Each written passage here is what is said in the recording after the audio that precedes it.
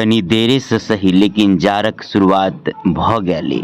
आब धुन्ही लागले, कुछ साफ साफ नहीं देखा रहलै। 9 बाजि रहलै लेकिन सूर्य नारायण के दर्शन नहीं भ रहलै।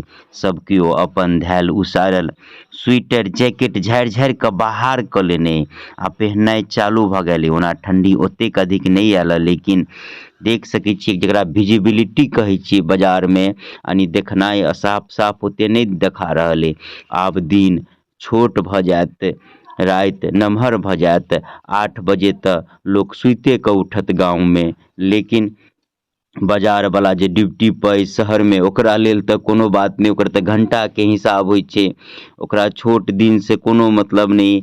लेकिन गाम के लोक छोट दिन भेले आ ठंडी एले तऽ घूर तापि तापि कऽ गप मारि मारि कऽ आनंद लेत। आब जेना जेना ठंडी बढ़ते लोक नहेनाइ कम कऽ देत। जे रोज नहाय छला पहले 3 दिन पर, और बेसी जाड़ बढ़ते तऽ 1 हफ्ता पर, तऽ महीना दिन पर नहेनाइ शुरू कऽ देत। लेकिन खेनाइ में कोनो कमी नहीं हेतै, कहते जाड़ है एक कोर दवाइयो के खेबै तऽ पचि जेतै। लेकिन हम कह चाहब कि अहाँ गांव में रही चाहे बाजार में, जिंदगी आनंद से कटे एहि जाड़ में। जय मिथिला, जय मैथिली।